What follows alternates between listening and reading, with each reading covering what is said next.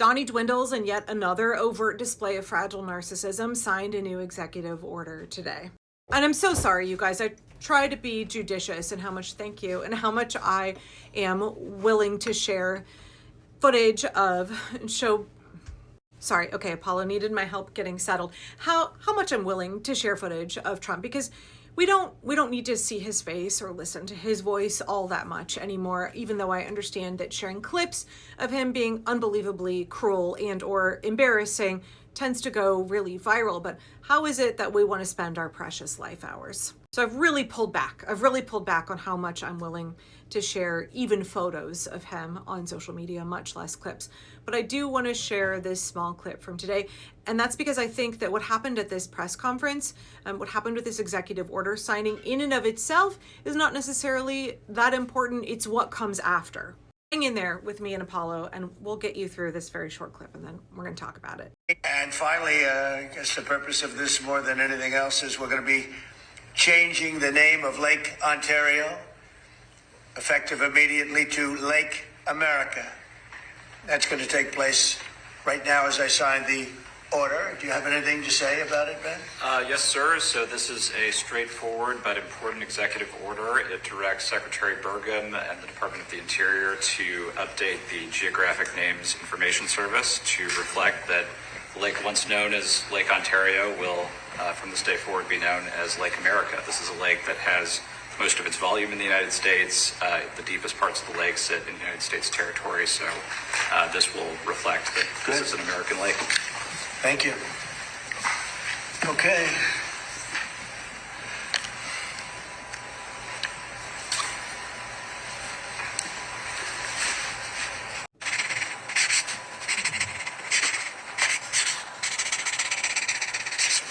Okay.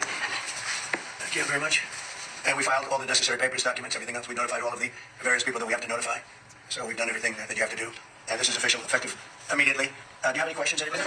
So let's get a couple of the obvious things out of the way. And I don't just mean Donald Trump's accumulation of saliva and how slurry he sounds and how demented he looks. I mean about how he's doing all of this because he's big mad at Canada having a spine and standing up to him. He's wielded tariffs off and on, stochastically, sporadically, as a way to try and intimidate other countries by threatening to hurt them economically. And Canada has basically said, up yours, we're not going to be bullied in this way. And to all of our friends, to all of the allies with the American resistance who live in Canada, thank you for not purchasing American products. Thank you for being willing to keep your dollars out of our economy, even though it means you're not purchasing things that you otherwise would want. That's actually helping all of us. I've seen folks in my comments who say, I feel bad, but I'm not going to buy anything American right now. Thank you. Thank you for doing that. When someone puts their foot down and stands up to a malignant narcissist, that narcissist is going to have a crash out. They cannot handle people disagreeing with them. Anytime someone stands up against Trump, he is going to come back and try and punish them, often in small, petty, juvenile ways, right? So many of the things that he does are like call reporters piggy or try to rename Lake Ontario because he thinks that that is sticking it to Canada. Lake Ontario's name has nothing to do with Canada. It's not an homage to Ontario, Canada. I know that white folks, the colonizers of North America, tend to forget that both Canada and the United States didn't used to exist, and the indigenous people of this country, the Huron, the Iroquois, they traveled freely across this now imaginary line that we have plunked here called the border between the United States and Canada. Lake Ontario is an Iroquois name which predates both the United States and Canada. Ontario means Great Lake or Lake of Shining Waters. According to Wikipedia, it was a name that was used by settler colonialists creating maps in the 1600s. They took the indigenous names that were in common use and applied them to the Great Lakes.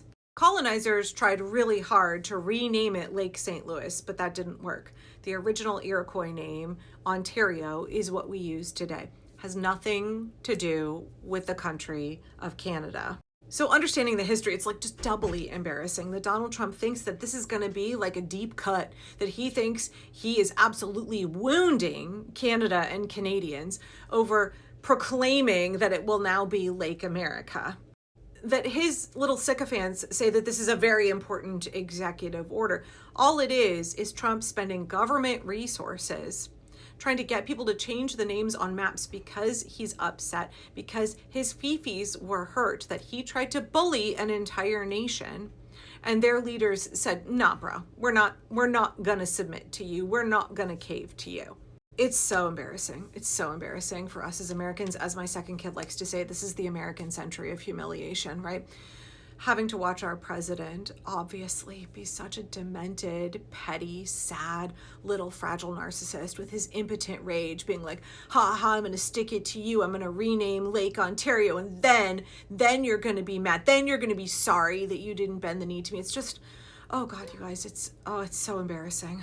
And on an international stage, I realize he makes the United States a laughingstock. It's an attempt to insult our closest neighbor, our friends and our allies to the north.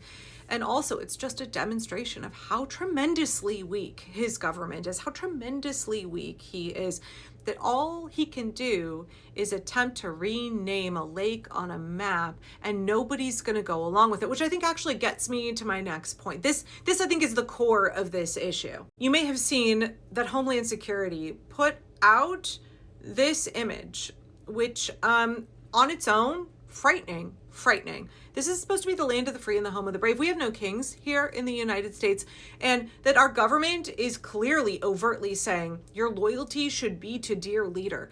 Where is your loyalty to Donald Trump? Our loyalty is to ourselves, is to liberty and justice for all, not to an 80-year-old demented narcissist in the White House.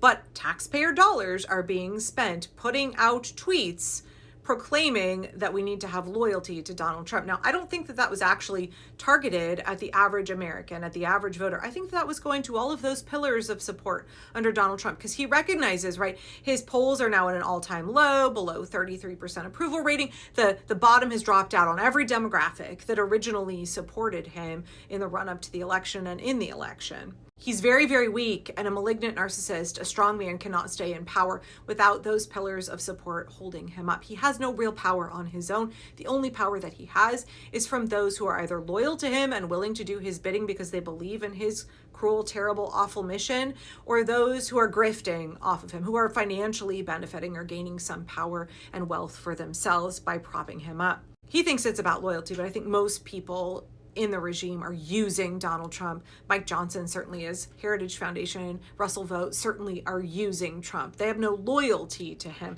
The minute he's no longer useful, right, they're gonna find somebody else. Trump no longer controls a large cult. His cult is fading. It's dwindling just like his own mental faculties and his body. Right, so that post, make sure you're loyal to Daddy Donald. Don't forget where your loyalties need to be lying. I want us all to watch what happens after this executive order. Who is exhibiting, who's performing loyalty, who's passing the loyalty test and renaming? Is Google gonna rename it to Lake America, right? Is this like the Gulf of Mexico? Who is gonna fall in line and follow this ridiculous executive order? Who is willing to perform loyalty? Who is on the side of Donald Trump and fascism, even this late in the, even at this point in time, where overwhelmingly the American people are completely opposed to what Trump is doing and want to see him gone?